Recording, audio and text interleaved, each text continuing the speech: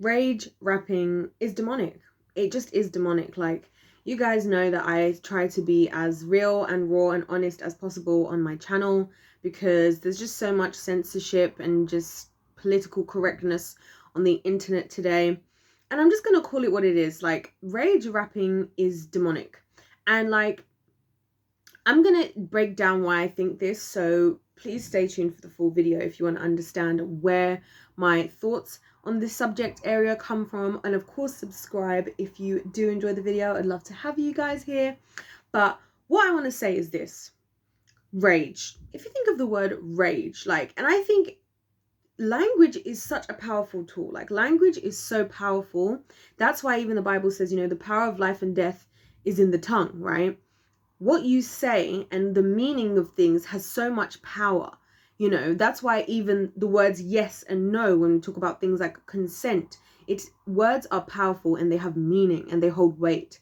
And I think when you talk about rage, the first thing that reminds me of, like, it makes me think of the 7 deadly sins, to be honest. But even deeper than that, like when this whole Travis Scott situation took place, and this is what really made me start to think about this whole rage culture, because I didn't realize it was as big as it was. Although I know that, for example, like over here in the UK, when people have certain parties, they might call it a rager. Like, it was like not necessarily to do with rage, but like it was crazy, like it was amazing. But the thing is that I've realized, and I'm realizing more and more, that a lot of these things, although they're associated with like euphoria and high levels of enjoyment or whatever, they're not really positive experiences or actually genuinely enjoyable experiences. And the reason why I say that is because, like, if you have to be, I feel like we as human beings, right, we are we're hypnotizable, right, to be frank, right? If you're in a particular situation, the mood can be set. You can set a vibe, you can set a tone. That's why nowadays so many people, they want to get into meditation and they want to be peaceful. What do they want to do? They want to light a candle. I mean, I love lighting a candle, and it smells nice, have nice lighting, you know, and so on and so forth. You create an ambiance, maybe have some nice music, because these things, they're powerful. They set you in a particular mood. And I think that with this rage culture, I think it's almost like something that is like pushed in within us as human beings in order to make us feel like we're enjoying something that's actually negative towards us. And I know this all sounds a bit weird, like the way that I'm explaining it, but I'm just trying to explain it like the way it sounds in my head.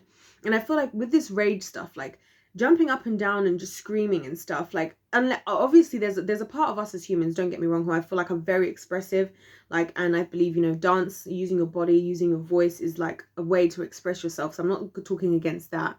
I'm talking about these extreme levels of just shouting and jumping. A lot of the time it includes people taking drugs. Like, my question always, I guess, and where I'm going with this is, how much would you be enjoying yourself as much if would you be enjoying that experience as much if you weren't doing all of that? Like, could you just stand there at a Travis Scott concert and just bop and just enjoy yourself? And would you be getting the same level of enjoyment, or are you only enjoying yourself because you're all going there to act crazy and feel like you like it? Because I feel like there's this thing, this herd mentality thing nowadays of people, where like if a whole group of people are doing something, just because you're doing something that everybody else is doing, I feel like there's a part of us, there's probably scientific proof about this somewhere, like there's part of us that just enjoys being part of a herd, that enjoys being a part of what everybody else is doing. And so I think that's more what's playing into it. But the thing is, words, emotions, to me, those are all very spiritual, because it's like the same way that you, and that's why I feel there's always one extreme and the other. There's always a polar opposites. You've got fear and you've got faith, you know, you've got positive and you've got negative. When you're around certain things, you're engaging with certain types of spiritual energies. And this is where I'm going with it, because when you're moving into the form of rage, right, and rage, a lot of like the rage culture and the rage rapping and stuff is kind of like this lawlessness and this kind of just giving into whatever your body and your mind is doing and thinking, and kind of almost pretending like you don't even understand fully what you're saying. I like when I see people like even supporting rappers and like singing a lot of them, and not all rappers, I'm talking about rage rappers in particular. When I see people like supporting their music or singing it, especially in like the types of places like festivals, like I really stop and I look and I have to think about it, because I'm like, people are really supporting this. Like, do people actually are people listening to the words that they're saying, or are they just getting caught up in the hype? Because this is how it works on purpose, because the whole point is, you know, in a spiritual sense, I believe there are always being seeds planted. That's why the entertainment industry is so powerful, because there are seeds always being planted. There's a reason why I think there is always alcohol in every single thing that you watch. Everywhere you go, there's drinking. And just one day, like, if you're somebody who drinks alcohol, and like, I have nothing wrong against alcohol, like, at all, by the way, guys, like, it's just something that I've been observing and thinking, like, go in your own time, just see how often, think about how much less you probably think about drinking alcohol in general, when you're not seeing it versus when you're seeing it everywhere, and how much more it's just putting that into your mind. That is, to me, is a form of casting spells. That, to me, is a form of programming, because it's causing you to think about something in the same way that everybody doing all these cheese pulls all over you know, social media and all over TikTok and everything now, is, in my opinion, what's also contributing to why we've got the likes of Nikocado avocados looking crazy now, and just this gluttonous spirit that's around now, because it's this stuff that's being put in front of your eyes. If you weren't seeing all these crazy cheese pulls, and now you might be in the mood for something that's got a good cheese pull, or like, because of me talking about it, you know, if you weren't seeing this kind of stuff all the time, would you be as interested in doing stuff like that? This is how trends work. This is how things continue, and this is how we get programmed into doing stuff, and then we don't think about the consequences in the long run. That's why, even with the Travis Scott situation, because this rage culture even in rap has become so normal, right, it was even hard for people to try, and it was easy for him to try and spout a bunch of nonsense as he did, to try and make out like this wasn't as bad as it was, this is just what we do. Because why? Because raging is a thing that's done. If that wasn't a normal thing that was done, and the same exact scenario took place of what was happening at Astroworld, do you think it would have been as easy for him to try and talk his way out of it? No.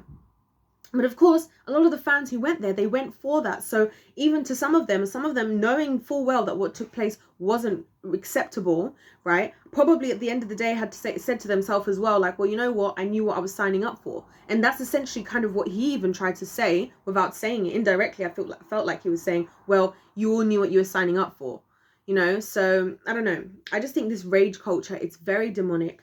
I think, you know, rage, this idea of kind of being consumed by an emotion is not a good thing.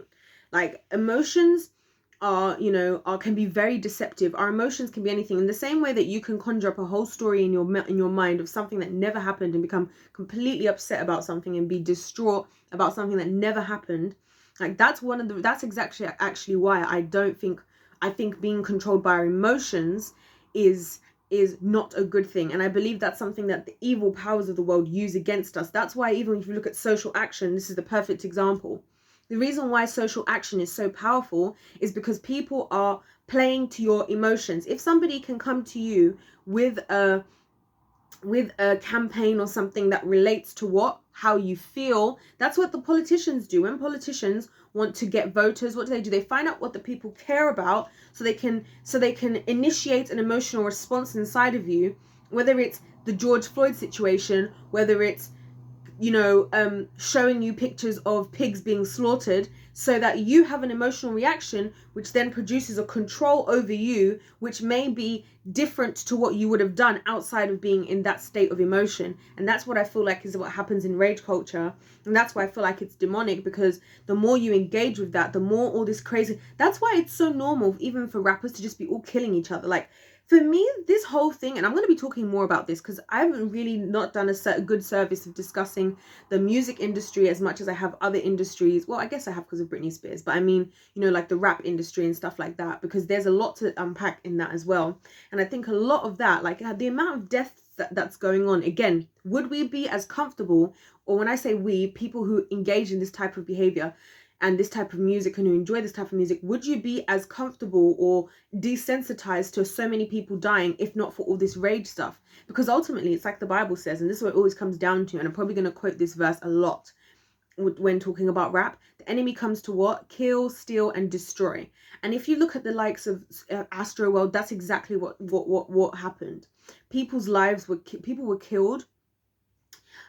People's lives were destroyed. I was watching an interview like earlier today, one of the interviews of some of the court cases and stuff that took place after the fact, and there was a girl who hadn't slept in like 3 days. She was shaking because of what had happened.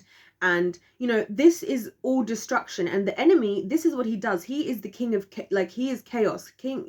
His whole thing is chaos. That's why, and again, it goes back to the polarity. The enemy is about chaos, God is about order. And that's why even the universe is moving in entropy. And I've talked about this before, that scientifically on a scientific basis, the scientists would say that the universe is the law of entropy states that we're moving from a state of order to disorder, and we're always moving closer to disorder, and the end result of total disorder is chaos. And I believe that total disorder and total chaos essentially is hell. That's what I look at it like.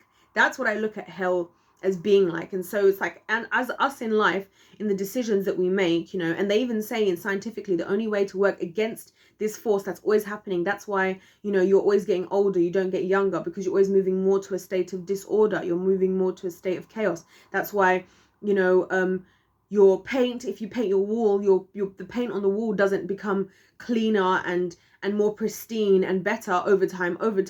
It starts to chip away, it starts to fall down, it starts to peel. You know, that's the decay of the universe, is us moving towards disorder. And I know this all got very deep very quickly, but that's why this stuff, like this rage stuff, I feel like it's taking us closer that way. It's taking us closer to disorder and chaos, and further away from order, further away from self-discipline, further away from just conscious thinking and decision making, because it's becoming so cool and normal in society and life today to just not think and to just do things without thinking. That's why I think so many people try to say like, oh, I did that because I was drunk, when you know full well that you would have done that anyway. That for you to have done that, that means it was already inside of you. That's because I don't believe your body's just coming up, conjuring up things that it's never seen before.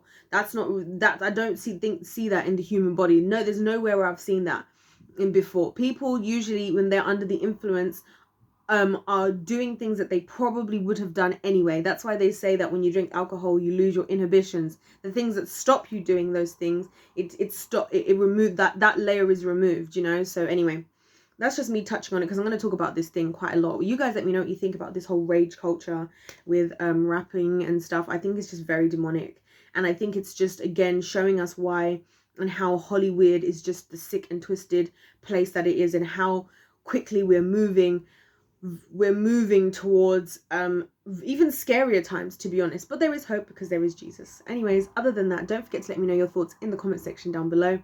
Other than that, hit the subscribe button, like, and God bless you. I'll see you in my next one.